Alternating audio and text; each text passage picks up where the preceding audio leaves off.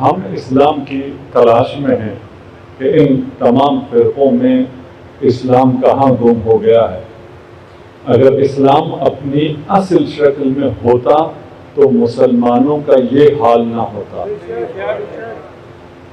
اگر مسلمانوں کے زوال کو کسی چیز میں تلاش کرنا ہے تو اسے آپ کو تاریخ میں تلاش کرنا پڑے گا۔ تاریخ اسلام میں کہیں کچھ ایسا ہوا ہے جس کی وجہ سے آج مسلمانوں کا یہ حال ہے، اور تاریخ معاصر بھی سمجھا رہی ہے کہ گزشتہ تاریخ میں کیا ہوا ہے جس کی وجہ سے مسلمانوں کا یہ حال ہے۔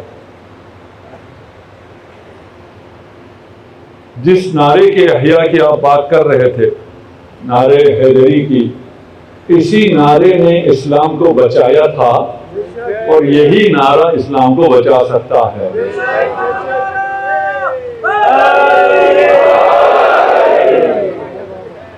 اور ہم نے یہ نہیں بچانا، یہ خدا کا وعدہ ہے۔ جس گھرانے نے خدا کے ذکر کو زندہ کیا ہے، خدا اس گھرانے کے ذکر کو زندہ رکھے گا۔ اور عجیب ہے خدا کا نظام، مکروا ومکر اللہ، وہ مکر کرتے ہیں، ان کا مکر اسلام کے حق میں چلا جاتا ہے۔ ابھی وہ تشیع ختم کرنے چلے تھے، تشیع کو ایک نئی طاقت مل گئی۔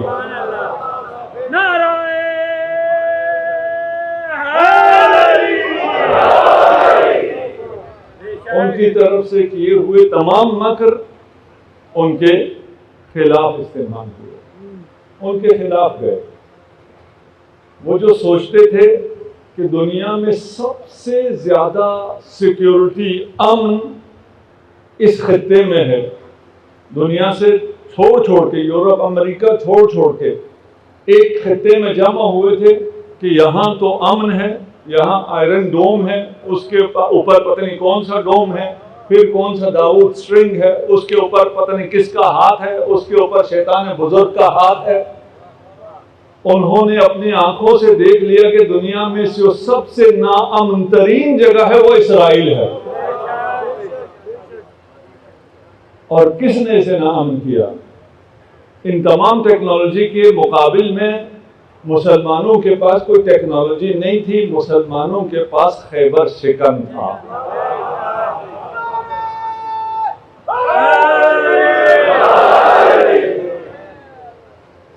تو ہمیں اس پر فخر کرنا ہے، آگے خدا انتظام کرتا ہے۔ کل میں بیان کر رہا تھا، اس کے بعد ڈاکٹر صاحب نے مجھے توجہ دلائی، ڈاکٹر ذوالفقار، تاریخ میں ان کی پی ایچ ڈی ہے اور یہ ہمارے ساتھ تشریف لاتے ہیں، ان کی مہربانی ہے۔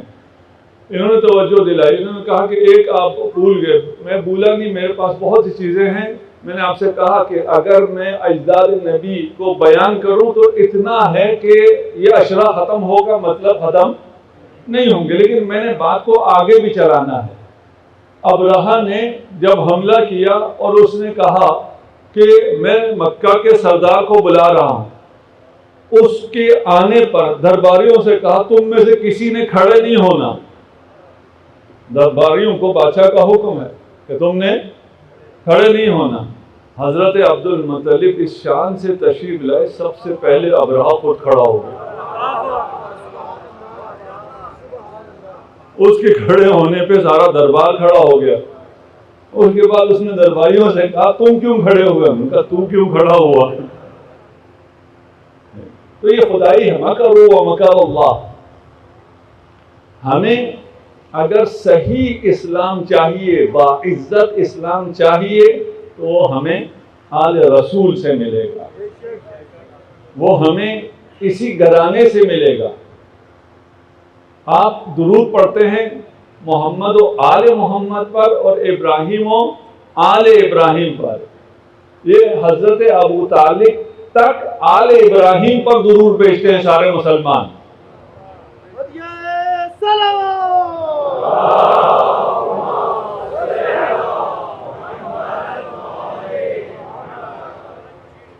اچھا، ہم نے کیونکہ آگے بھی چلنا ہے اور آج جو میں حدیث پیش کرنے جا رہا ہوں، میں پچھلے سال بھی میں نے اس کا ایک حصہ پیش کیا تھا۔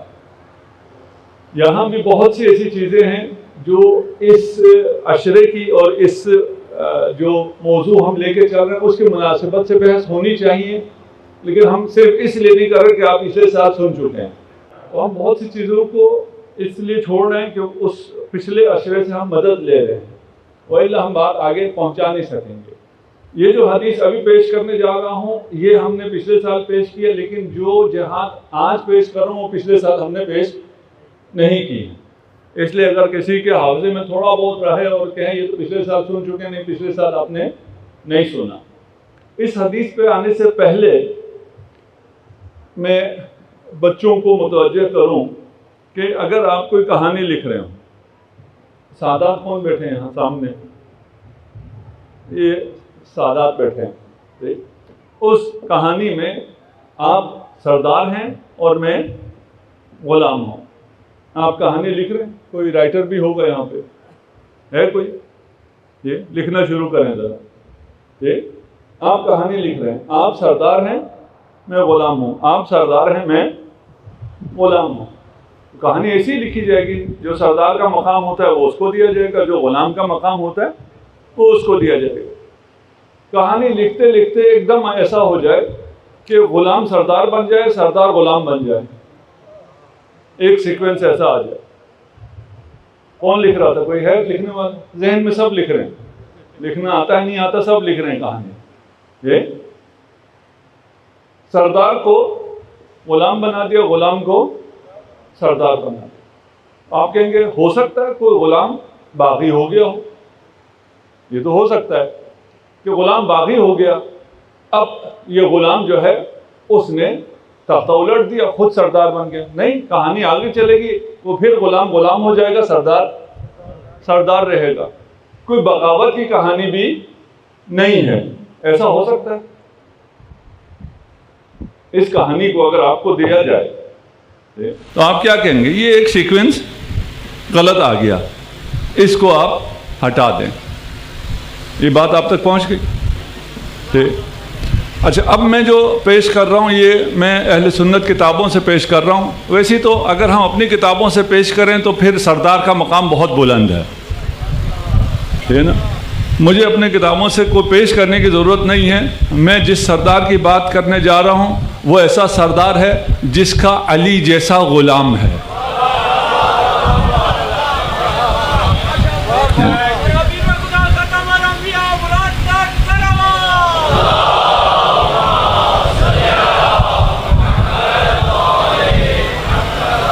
یہ جب آپ خاندان کو چھوڑیں گے نا اور کسی اور خاندان کی طرف جائیں گے، میری اس بحث پہ بھی رکھیے گا توجہ کہ خاندان رسول کو چھوڑ کر کچھ اور خاندانوں کو آگے لایا گیا ہے، اس کا نتیجہ کیا ہے وہ یہ ہے۔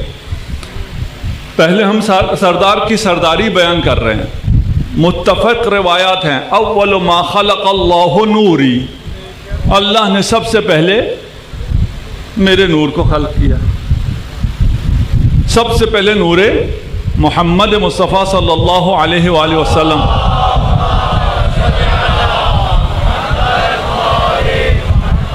سب سے پہلے جو خلق ہوا ہے وہ سب سے برتر ہوگا، جو سب سے پہلے خلق ہو وہ محمد مصطفیٰ ہیں۔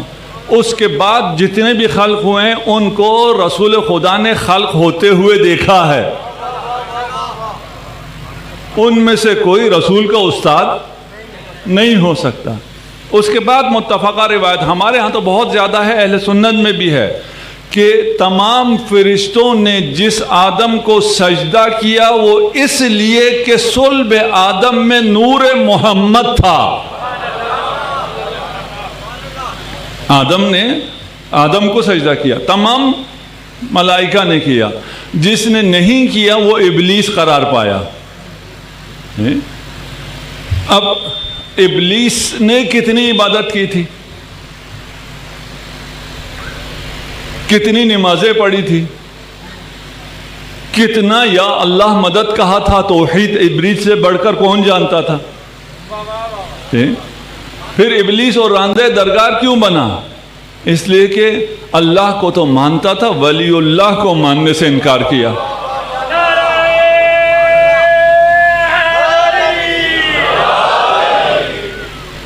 اچھا یہ تو تفصیل بہت زیادہ ہے، میں شاید سارا پیش نہ کروں تھے۔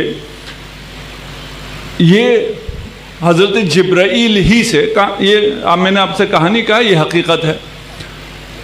روایت ہے کہ رسول خدا تمام بنی آدم کے بھی سید ہیں اور میرے بھی سید ہیں، یعنی سید یعنی آقا۔ یہ ہماری روایات میں ہے، اس کا مجھے نہیں پتا اہل سنت روایت میں ہے یا نہیں، کہ جب بھی جبرائیل رسول خدا کے سامنے آتے تھے تو ایسے بیٹھتے تھے جیسے غلام آقا کے سامنے بیٹھتا ہے۔ اس کے علاوہ بہت ہے، اب میرے خیال میں اتنا کافی ہے، وقت آ رہا ہے، اس میں آپ کی مرضی ہے آپ اس سے کتنا مزید حاصل کرنا چاہتے ہیں۔ اب یہ حقیقت ہے، ایسے چل رہا ہے۔ ایک سیکوینس کیا آ جاتا ہے، اب یہ کہانی لکھنے والوں نے لکھا ہے، اب جبرائیل آیا ہے اور جبرائیل آ کے کہہ رہا ہے اقرا۔ جی رسول کیا کہتے ہیں؟ ما انا بقارئ، میں پڑھ، مجھے تو پڑھنا نہیں آتا۔ اس کے بعد میں روایت کے الفاظ پڑھوں گا، ابھی صرف وارد ہونے سے پہلے کے طور پہ میں مقدمہ پیش کر رہا ہوں۔ اس کے بعد جبرائیل نے رسول خدا کو پکڑا، دبایا، دبوچا، اتنا کہ رسول خدا کی جان نکل نہیں رہی تھی۔ حتی بلغنی الجہد، یہ بخاری کے الفاظ کہ میں جام بلب ہونے لگا، ارسلنی چھوڑ دیا، پھر کہا پڑھ۔ رسول خدا نے کہا مجھے پڑھنا نہیں آتا۔ یا تو جبرائیل کو نہیں پتا تھا کہ رسول کو پڑھنا نہیں آتا، بھائی جسے پڑھنا نہیں آتا اسے کیسے کہہ سکتے ہیں پڑھ؟ اور پھر پڑھانے کا طریقہ شاید یہ جو آج کل قرآن پڑھاتے ہیں انہوں نے جبرائیل سے سیکھا ہے۔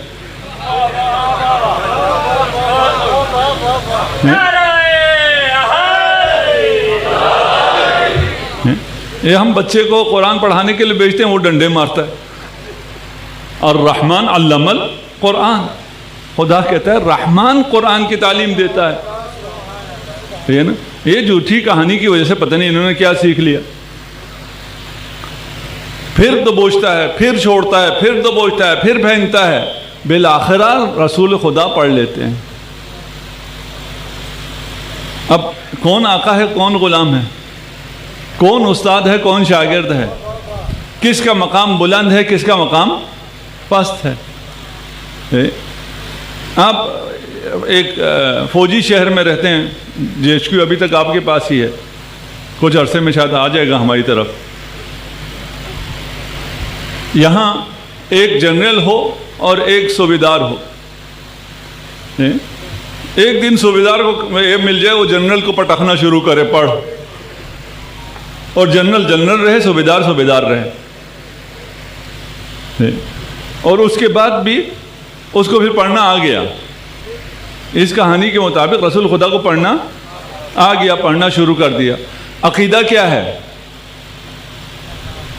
ان کا؟ عقیدہ کیا ہے؟ یہ ابھی بھی کہتے ہیں رسول خدا امی تھے، رسول خدا کو پڑھنا لکھنا نہیں آتا تھا، یہ ابھی بھی عقیدہ ہے۔ بھائی جبرائیل نے اتنا ٹارچر کیا، ٹارچر کرنے کے بعد پڑھنا آ گیا نا؟ کہتے ہیں نہیں، پڑھنا نہیں آیا۔ اگر اس ٹارچر کے بعد پڑھنا آ گیا تھا تو پھر نہ کو پڑھنا نہیں آتا، پڑھنا لکھنا نہیں آتا۔ اور جسے پڑھنا لکھنا نہیں آتا، یہ میں پریکٹس اپنی کلاسوں میں کرتا ہوں، میں کہتا ہوں کہ جو لکھ لے، جتنی اماؤنٹ لکھ لے کہ یہ اتنی اماؤنٹ مجھے دے گا، ہے نا، آج اس کلاس میں اتنی اماؤنٹ یہ مجھے دے گا، جو اماؤنٹ لکھ دو، میں کاغذ قلم بھی دے دیتا ہوں، یہ لکھ دو میں اسے یہ اماؤنٹ دوں گا، ٹھیک کہتا ہوں، لیکن ایک شرط کے ساتھ، موبائل سے مدد لیے بغیر چائنیز میں لکھنا ہے، کوئی بھی نہیں لکھ سکتا۔ کچھ لوگ چائنیز پڑھے ہوئے ہیں، وہ میں پہلے دیکھ کے ادھر اعلان نہیں کر رہا، ادھر چاہے تو ہوں، چائنا سے آئے ہوئے لوگ بھی ہوں، نہیں لکھ سکتے. بھئی جب تمہارا رسول نہ لکھنا جانتا ہے نہ پڑھنا جانتا ہے، قلم دعوات مانگ رہا تھا، دے دیتے، لکھ تو سکتا نہیں تھا.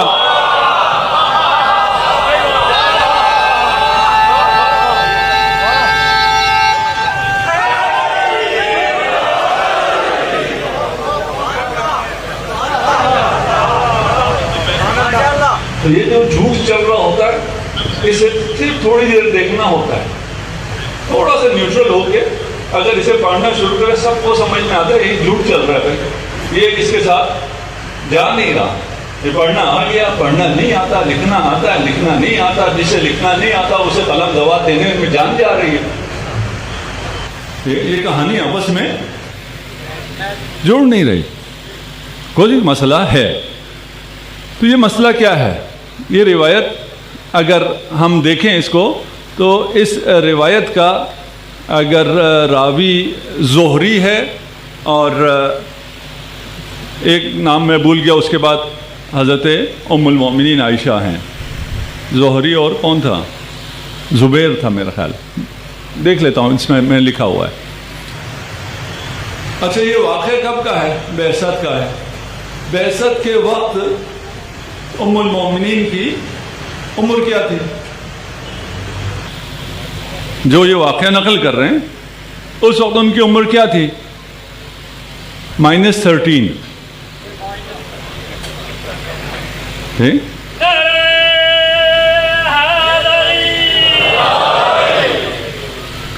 وہ خود فرماتی ہیں کہ میری جب شادی ہوئی انا بنت 6 سنین، میری جب رسول خدا سے شادی ہوئی تو میں 6 سال کی تھی. اور ہمارے بھائیوں کا اصرار ہے کہ آپ پیدا بھی اسلام کے بعد ہوئی ہیں، یعنی زمانے اسلام میں، زمانے جاہلیت میں پیدا نہیں ہوئی ہیں. سانس ہی اسلام کے زمانے میں لیے. ٹھیک ہے مان لیتے ہیں.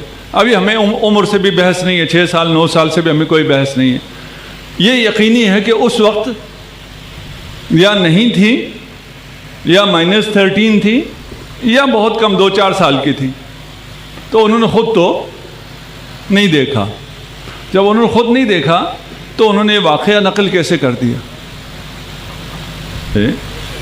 اگر آپ اس واقعے کو اہل بیت سے لیں گے تو اس واقعے میں اسلام کی عزت ہے. اگر اس واقعے کو آپ دوسری جہت سے لیں گے تو یہی اسلام کا خاتمہ ہے. ابھی کیونکہ مجلس ہے اور میں وہ باتیں کر نہیں سکتا ہوں جو اشکالات اس بیان پر ہیں اور جو مستشرقین نے اعتراضات کیے ہوئے. اسلام پر جتنے اعتراضات ہیں ان اعتراضات کی بنیاد یہی روایت ہے. اب اگر امر دائر ہے یا ہم نے اسلام کی عزت بچانی ہے یا ہم نے کچھ اور کی عزت بچانی ہے، کس کی بچانی چاہیے؟ نہیں، مسلمان کہتے ہیں اسلام کی عزت کسی اور کی عزت بچانے میں ہے. بھائی آپ کو تو ناراض نہیں ہونا چاہیے. اس روایت سے اسلام پر اشکال آتا ہے نا.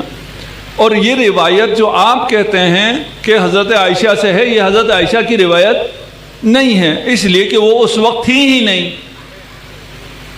اور اگر وہ جس وقت نہیں ہے اس وقت کا واقعہ بیان کریں تو پھر بتائیں گی کہ میں نے کس سے سنا ہے.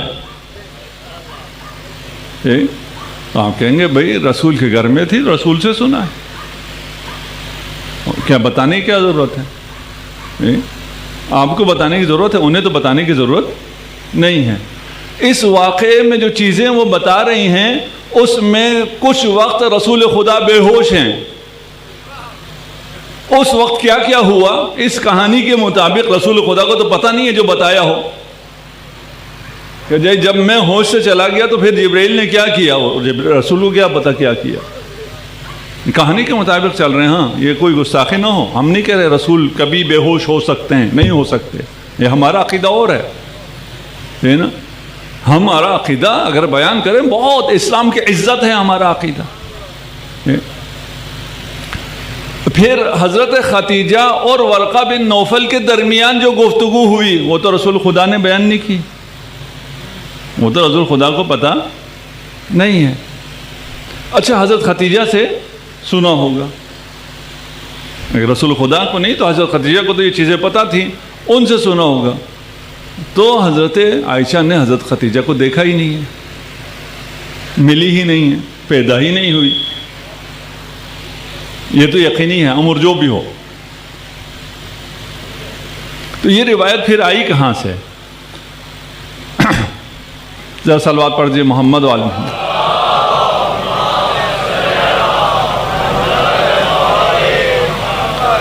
ایک بہت بڑی مشکل میں حل کرنے جا رہا ہوں اور اپنے بھائیوں کی مشکل حل کر رہا ہوں۔ یہ خواہ الزام ہے ام المومنین پر۔ اسلام میں جو ایک رسول کے بعد ایک خلافت قائم ہوئی خلفاء کی، اس کے بعد پھر بنی امیہ کی خلافت قائم ہوئی، اس کے بعد بنی عباس کی، ایک اور خلافت بھی ہے، وہ کون سی ہے؟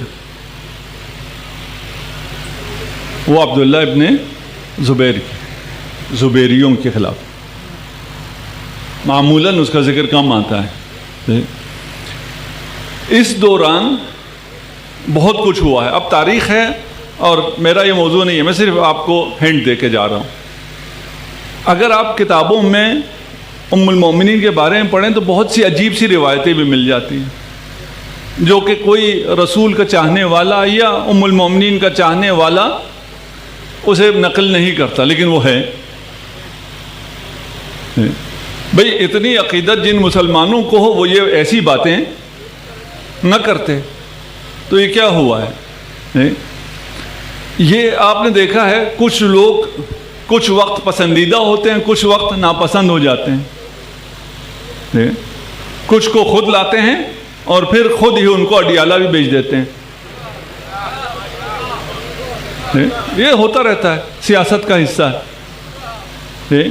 ابھی میرے پاس وقت نہیں ہے، اس کو جا کے دیکھ لیں گے۔ ان ادوار کو میں نے بتا دیا، ان ادوار میں یہی ہوا ہے، کبھی پسندیدہ رہے کبھی ناپسند ہو گئے۔ وہ چیزیں پھر یہ جو جھوٹ چل رہا تھا، یہ بہت سارا جھوٹ چل رہا تھا، اس میں سے ادھر ادھر نسبت دے دی گئی اور جو کمپائل ہوا اس میں رہ گیا۔ یہ روایت آئی کہاں سے ہے؟ یہ میں تھوڑا سا آرام سے بھی اس لیے بول رہا ہوں کہ یہ پھر آرام سے سننے کی باتیں ہیں تاکہ بات سمجھ میں آ جائے۔ اور یہ لائٹ اگر کل سے کم ہو جائے نا تو مجھے مومنین کی اچھی زیارت ہو جائے گی، میں جیسا بھی آؤں۔ یہ لائٹ اتنی تیز ہے کہ مجھے سامنے دیکھنے میں بھی مشکل آ رہی ہے۔ سمعت عبداللہ ابن زبیر یقول لعبید بن عمیر اللیثی حدثنا یا عبید کیف بدأ رسول اللہ صلی اللہ علیہ وآلہ بالنبوہ۔ اب عبداللہ ابن زبیر آپ کو معلوم ہو گیا کون ہے؟ اس کی خلافت قائم ہوئی مکہ اور مدینہ میں یزید کے ایام میں۔ کیوں؟ اس لیے کہ یہ گیا دمشق اور دمشق جا کے اس نے کچھ مطالبات کیے، اس کے مطالبات پورے نہیں ہوئے تو واپس آ کے اس نے کہا یہ تو بڑا کافر ہے، فاجر ہے، یہ زانی ہے، شرابی ہے۔ جب حسین کہہ رہے تھے تو اس وقت تم کہاں تھے؟ ہے نا، اس وقت یہ شرابی نہیں تھا، اس وقت انہوں نے اس کی بیعت کی ہوئی تھی۔ جب پیسے نہیں ملے، مطالبات پورے نہیں ہوئے، یہ خلاف ہو گیا۔ اب یہ عبداللہ ابن زبیر عبید بن عمیر سے کہہ رہا ہے کہ مجھے بتاؤ وحی کا آغاز کیسے ہوا۔ یہ عبداللہ ابن زبیر عبید صحابی بھی نہیں ہے، تابعی ہے۔ عبید سے کیوں پوچھ رہا ہے کہ وحی کا آغاز کیسے ہوا؟ اس کا اپنا جو جس کا نام میں بھول گیا تھا، اس کا نام کیا تھا؟ عروہ ابن زبیر آ گیا ذہن میں، ٹھیک۔ زہیری عروہ حضرت عائشہ، جو یہ روایت بخاری میں ہے، اس کی سلسلہ سند یہ ہے۔ عروہ ابن زبیر عبداللہ ابن زبیر کا بھائی ہے۔ حضرت عائشہ عبداللہ ابن زبیر کی خالہ ہے، یہ صحابی ہے، وہ زوجہ رسول ہے۔ یہ زوج رسول کو چھوڑ کے اپنے بھائی کو چھوڑ کر کسی عبید سے پوچھ رہا ہے کہ وحی کا آغاز کیسے ہوا. بات پہنچ رہی ہے انشاءاللہ جی. تھوڑا سا آرام سے ساتھ سے چلیے گا.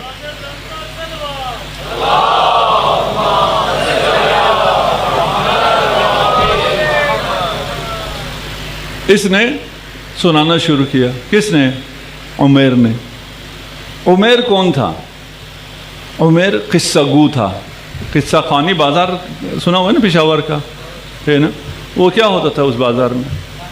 کہانیاں سنانے والے ہوتے تھے. اس کو کہتے کیا ہیں اردو میں؟ کیا کہتے ہیں؟ قصہ گو.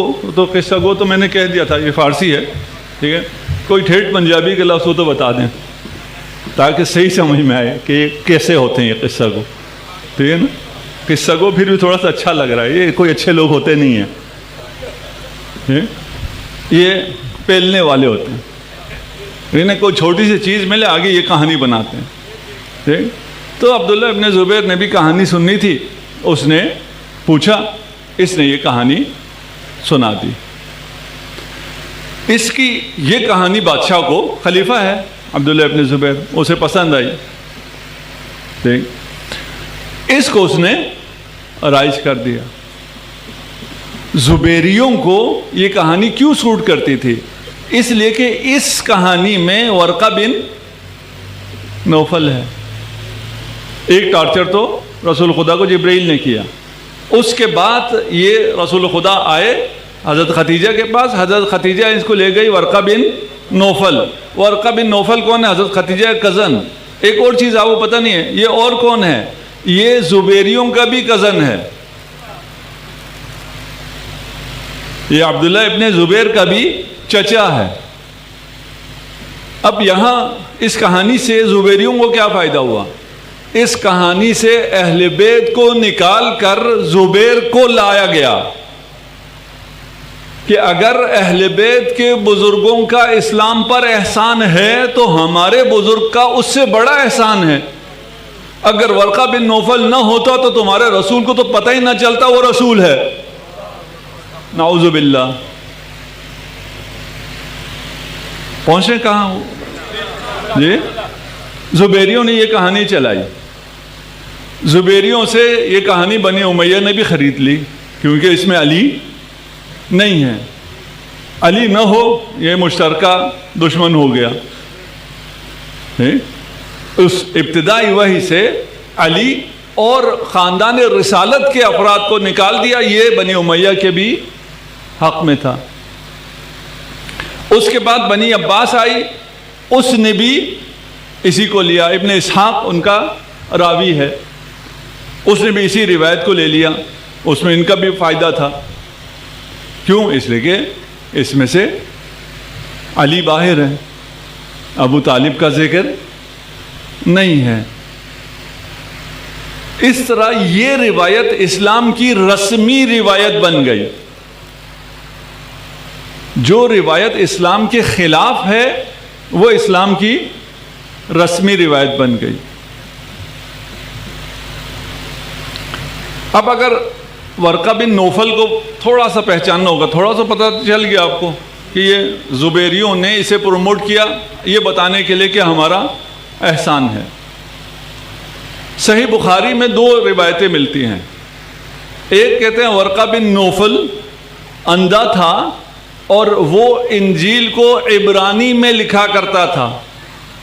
دوسری روایت ہے ورقہ بن نوفل اندھا تھا اور وہ انجیل کو عربی میں لکھا کرتا تھا. پہلے تو فیصلہ کر لو عبرانی میں لکھتا تھا یا عربی میں لکھتا تھا. ایک فیصلہ کرنا پڑے گا نا. ٹھیک, چلیں یہ فیصلہ کر لیا. ہم نے ان سے پوچھا, انہوں نے کہا جی عربی میں لکھتا تھا. اس سے اگلی مشکل ہے اندھا لکھتا کیسے تھا؟ بھائی اندھا تھا, اندھا کیسے لکھتا تھا؟ وہ جب کہانی بنانی ہو تو بنائی کس نے ہے؟ عبید نے ہے. اس نے تو کہانی بنانی تھی نا. اس زمانے میں چیٹ جی پی ٹی تھا نہیں, کہ کہانی اسے دے دو، وہ بتا دے یار یہ سیکوینس ٹھیک ہے یا ٹھیک نہیں ہے. اچھا تھا کیا؟ ایسا ہی تھا، ایسا ہی تھا جی، ایسا ہی تھا. کہا کیا رسول خدا کو؟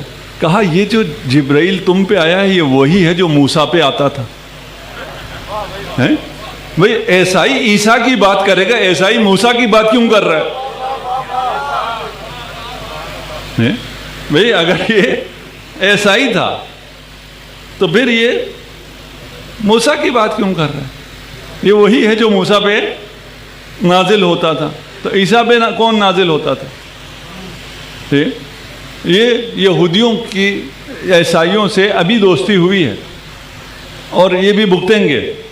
یہ عیسائی یہودیوں کی دوستی بھگتیں گے جیسے مسلمان بھگت رہے ہیں. یہ مسلمان جو ابھی بھی خیال کر رہے ہیں کہ ان کو کچھ نہیں کہے گا اسرائیل، یہ سب بھگتیں گے. یہ جتنا بھی اسلحہ لے لیں، یہ اسلحہ جو ہے یہ اسرائیل کے خلاف کام نہیں کرے گا، اس لیے کہ اسرائیل کے خلاف، یہود کے خلاف ایمان کام کرتا ہے یا علی کام کرتا ہے، وہ تم کہہ سکتے نہیں ہو.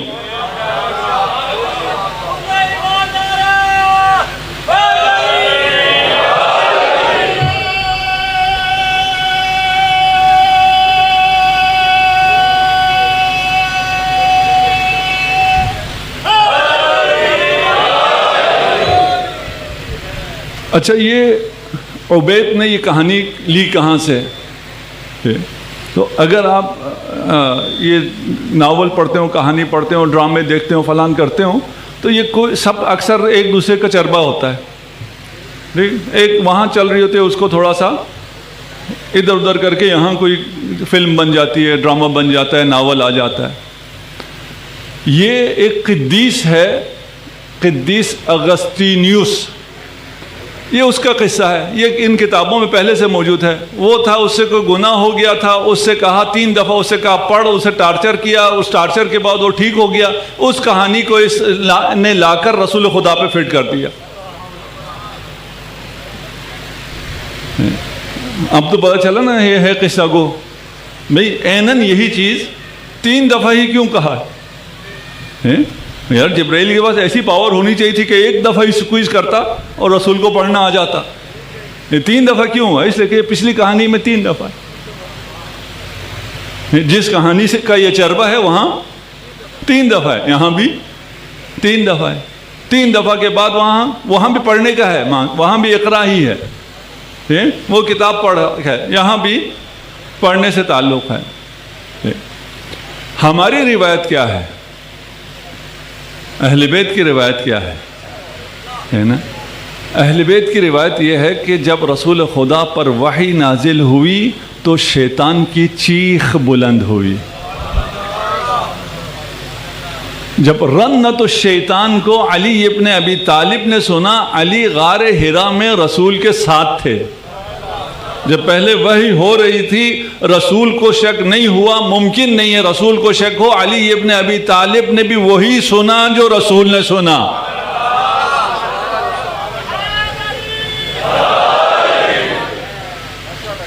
کوئی شک کی گنجائش ہی نہیں.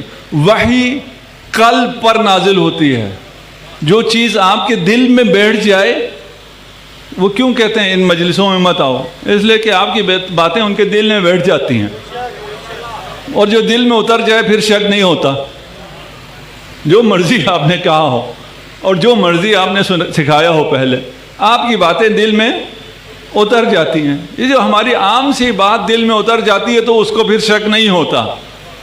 لوگ جوک تر جوک آ رہے ہیں مکتب اہل بیت کی طرف، تو جو خدا نے رسول کے دل پر اتارا ہو اس میں رسول کو شک ہو جائے. وحی کانوں سے نہیں سنا جاتا، وحی کو آنکھوں سے دیکھا نہیں جاتا، وحی کو پورے وجود سے لیا جاتا ہے. قلب وجود کو کہتے ہیں، دل کو نہیں کہتے. اس مرکز وجود کو کہتے ہیں. جیسے آپ کو اپنے ہونے میں شک نہیں ہو سکتا، اس سے بڑھ کر رسول کو وحی میں شک نہیں ہو سکتا. کون تھا یہ ورقہ بن نوفل جس کو اتنا بڑا کیا گیا ہے؟ تاریخ میں اگر آپ پڑھیں تو عجائب ہیں. ورقہ بن نوفل کی بہن کو پتا تھا کہ عبداللہ سے محمد نے پیدا ہونا ہے. یہ کہانیوں میں یہ بھی ہے. اور پھر ورقہ بن نوفل کی بہن کو جب پتا چلا کہ حضرت عبداللہ کی تو حضرت آمنہ سے شادی ہو گئی، تو انہوں نے آفر کی کہ نہیں، آپ شادی کے علاوہ بھی مجھے تھوڑا ٹائم دیں، اس لیے کہ مجھے پتا ہے آپ کے صلب میں کون سا نور ہے، وہ میں لینا چاہتی ہوں. نعوذ باللہ. میں بہت لفافے میں بیان کیا، اس سے زیادہ بیان نہیں کر سکتا. وحی کے موقع پر، اس سے پہلے آپ نکاح کے موقع پہ حضرت ختیجہ کے ورقہ بن نوفل ہے، اور بہت سی جگہوں پر ہے. ہماری روایت کیا کہتی ہے؟ ہماری روایت، ہماری تاریخ، اہل بیت کہتے ہیں ورقہ بن نوفل سرے سے مکہ میں تھا ہی نہیں. ورقہ بن نوفل تھا لیکن شام میں ہوتا تھا ہی نہیں ہے. وہی جب اتری ہے اس زمانے میں ورقہ بن نوفل کو پہلے ثابت کرو یہ مکہ میں تھا. یہ بہت بڑا چیلنج ہو گیا نا. ساری کہانی ختم ہو گئی. ایک آدمی کا وجود ثابت نہیں ہے کہ وہ مکہ میں ہے، وہ تصدیق کرنے والا ہو گیا. ہمارا کیا عقیدہ ہے؟ کفا باللہ شہیدن، گواہی کے لیے کسی ورقہ کی ضرورت نہیں ہے. اے رسول، اے محمد، تیری رسالت کی گواہی کے لیے میں کافی ہوں، اور وَمَنْ عِنْدَهُ عِلْمُ الْكِتَابِ.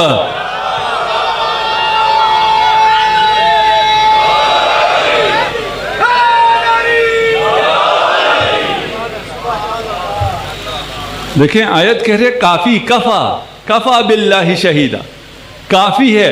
کافی کا کیا مطلب ہے؟ اب کسی کی ضرورت نہیں ہے. علی کی شہادت کے بعد کسی ورقہ کی کیا ضرورت ہے؟ کسی ورقے کی کیا حیثیت ہے؟ یہ ہم نہیں کہہ رہے، یہ قرآن کہہ رہا. صلوات پڑھتے محمد و آل محمد.